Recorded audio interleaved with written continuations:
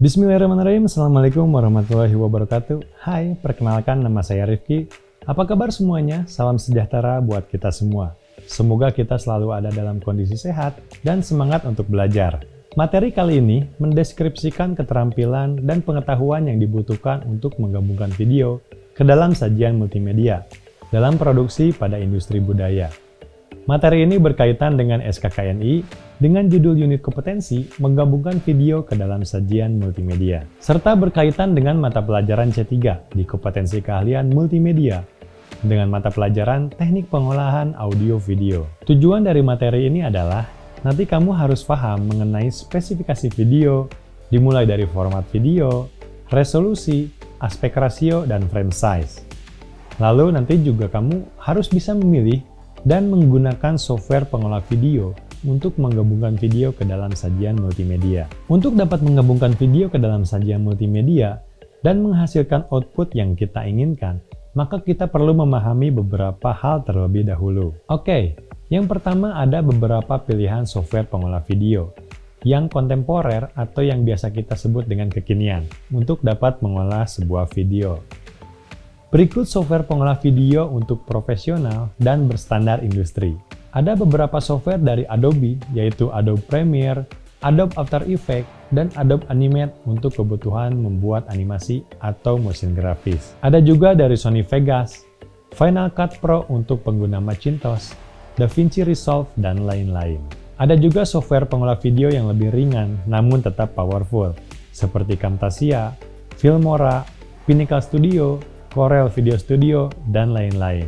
Software-software ini dapat kita gunakan untuk mengolah sebuah video, namun kita perlu mempertimbangkan spek komputer yang kita miliki.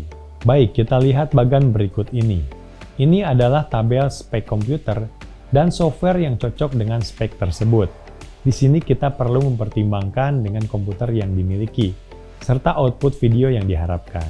Selanjutnya, kita perlu menyiapkan media digital untuk video, seperti media penyimpanan dan format file digital untuk video. Storage atau media penyimpanan untuk saat ini bisa menggunakan beberapa media sebagai berikut. Untuk penyimpanan di dalam kamera, kita dapat menggunakan memory card dengan spek minimal seperti ini. Dan di sini juga ada beberapa media penyimpanan yang dapat kita gunakan untuk menyimpan file di dalam komputer atau eksternal, dimulai dari hard disk, SSD, DVD atau CD, dan kita dapat menyimpan juga di dalam cloud atau di internet.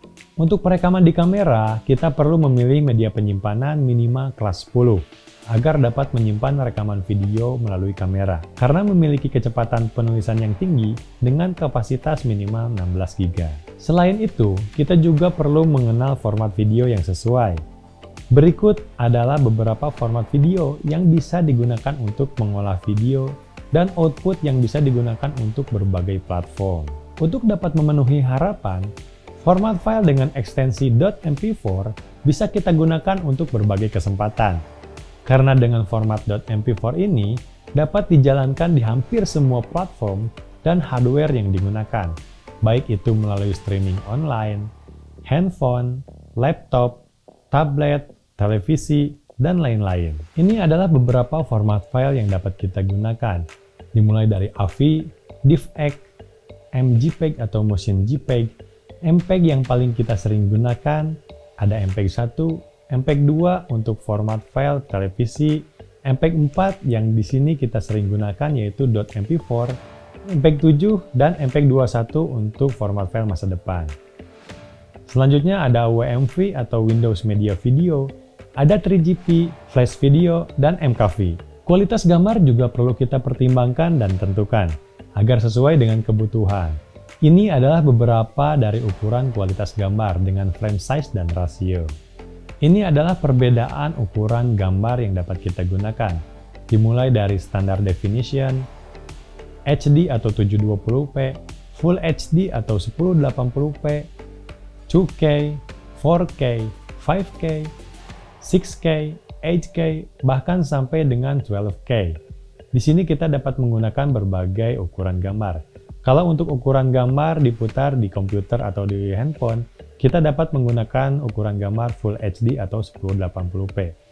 Tapi kalau media pemutarannya di bioskop dengan layar yang lebih besar, minimal kita harus menggunakan 5K. Oke, kita pilih saja software pengolah video yang sesuai dengan pertimbangan standar industri dan bisa dilakukan dengan profesional. Kita akan menggunakan Adobe Premiere Pro. Dan di sini kita sudah punya beberapa aset video yang akan kita olah. Kita coba import semua aset, baik itu video, animasi, gambar, dan suara untuk kita gabungkan menjadi satu. Untuk memulai sebuah project, kita perlu identifikasi video yang kita miliki, agar pada saat pengolahan berjalan dengan lancar. Ini adalah video yang kita miliki. Kita akan lihat detail dari video ini dengan cara klik kanan video, pilih Properties, dan kita pilih tab Detail. Di sana terlihat ada dimensi videonya 1080p ya, dengan ukuran gambar 1920 ke 1080 dengan 24 atau 25 frame per second atau 30 frame per second dapat kita lihat di sini. Yang selanjutnya kita harus sesuaikan settingan ini dengan settingan sekuen yang ada di software pengolah video di Adobe Premiere Pro. Sekarang kita akan mulai membuat project. Dimulai dari pengatur sequence. Di sini kita perlu memberi nama project kita dan memberi nama sequence kita. Di sini harus memilih beberapa format video yang sesuai dengan properties video yang kita miliki. Baik, ini adalah tampilan awal dari Adobe Premiere Pro. Di sini di bagian tengah adalah program view yang dapat kita gunakan untuk melihat tampilan video yang kita olah. Di bagian atas ada menu-menu untuk kita gunakan fitur-fiturnya dalam mengolah video. Di bagian bawah itu ada timeline atau biasa disebut dengan garis waktu. Ini dapat kita gunakan untuk sebagai patokan durasi dari video yang kita olah. Di bagian kiri itu ada tools yang dapat kita gunakan untuk mengolah video kita. Baik, kita mulai saja import video yang kita miliki dengan cara klik menu file, import, dan kita cari video-video yang sudah kita siapkan. Atau dengan cara dari Explorer kita blok, lalu kita drag and drop ke dalam project kita. Setelah semua aset ada di dalam project, kita pilih satu persatu untuk masuk ke dalam timeline. Baik, langkah selanjutnya kita hanya perlu menambahkan video-video kita ke dalam timeline. Namun sebelumnya saya akan menambahkan dulu background ke dalam timeline. Karena patokan editing saya adalah irama dari background tersebut. Kita tambahkan backgroundnya dengan cara drag and drop saja, kita tarik ke dalam timeline seperti ini. Lalu lepaskan. Ini adalah area kosong dari audio kita. Kita sesuaikan pointernya di area yang mau kita potong, lalu kita dapat memotong audio ini dengan menggunakan razor tool. Ini adalah razor tool yang dapat kita gunakan untuk memotong audio. Kita klik, lalu kita klik tepat pada kursor yang kita tandai. Oke. Kita menggunakan selection tool untuk memilih audio yang mau kita buang, lalu kita delete. Lalu kita geser audio yang sudah kita potong ke sebelah kiri seperti ini. Ya, kita sesuaikan lagi. Oke, audionya sudah sesuai. Lalu saya akan menambahkan video ke dalam timeline saya dengan cara drag and drop seperti tadi atau dengan cara double klik seperti ini. Ya, source-nya sudah muncul di sini. Kita di sini harus memilih bagian mana yang mau kita ambil. Saya akan mengambil dari bagian awal ini. Saya pilih mark in untuk awal video dan saya geser pointernya sebelah kanan. Dan di sini saya akan menandai sebagai mark out atau akhir dari video. Untuk memasukkannya kita hanya perlu drag and drop saja ke dalam timeline seperti ini. Iya.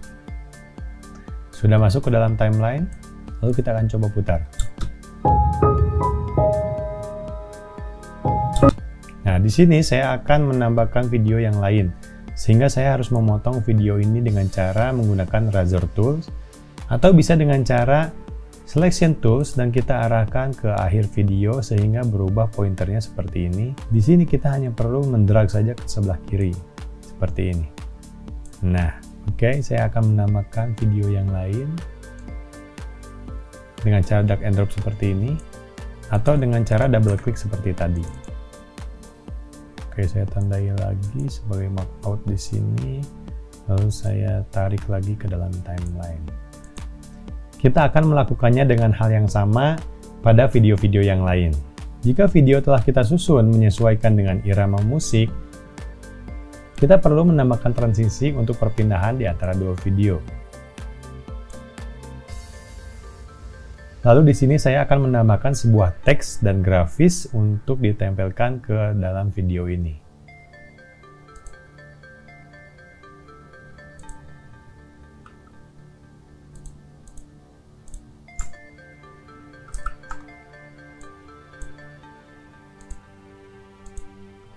Oke, saya edit dulu teksnya.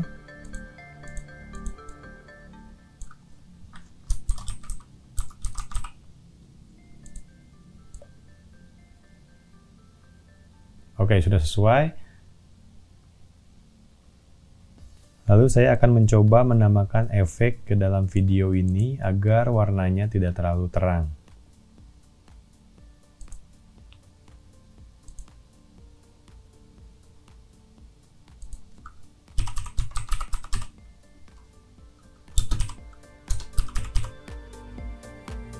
Untuk menambahkan efek, kita hanya perlu menarik saja efek ini ke dalam video ini. Lalu kita sesuaikan.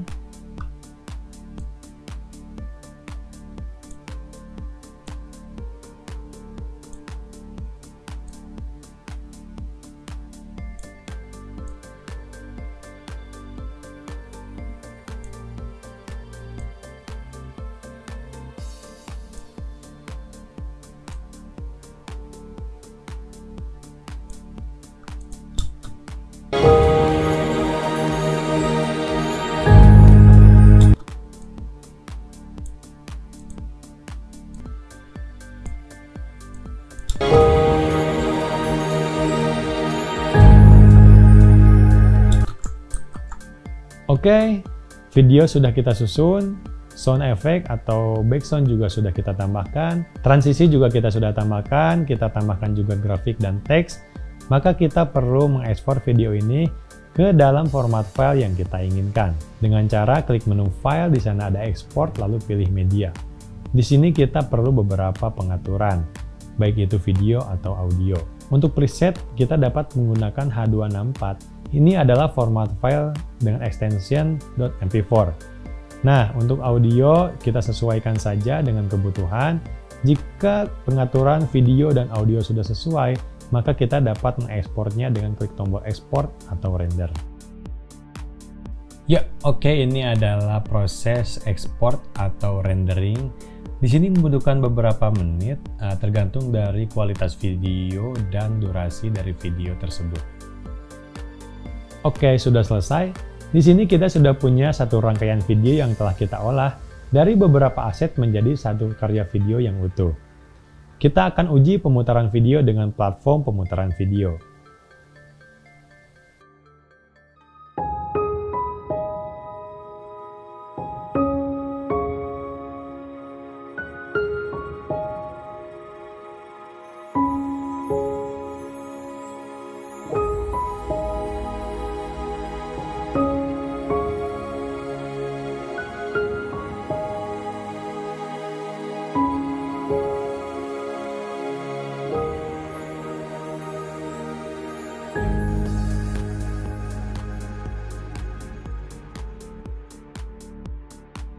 Oke, sudah dapat berjalan dengan harapan kita dengan kualitas dan suara yang bagus. Baik, itu dia proses untuk menggabungkan video ke dalam sajian multimedia. Dimulai dari persiapan hardware, software, spesifikasi, storage, media digital, proses pengolahan videonya, sampai dengan pengujian pemutaran video telah selesai dilaksanakan. Dengan mempertimbangkan berbagai aspek, dimulai dari kualitas, format file, sampai dengan standarisasi industri. Semoga dengan ini kamu dapat memahami dan bisa menggabungkan video ke dalam sajian multimedia. Tetaplah semangat untuk belajar, tingkatkan kemampuanmu, dan perbanyak contoh portofolio, agar kita lebih kompeten dan dapat bersaing di era globalisasi ini. SMK bisa, SMK hebat. Saya Rifki Saib Nugraha, sampai ketemu lagi di video selanjutnya. Wabillahi taufiq wal hidayah. Wassalamualaikum warahmatullahi wabarakatuh.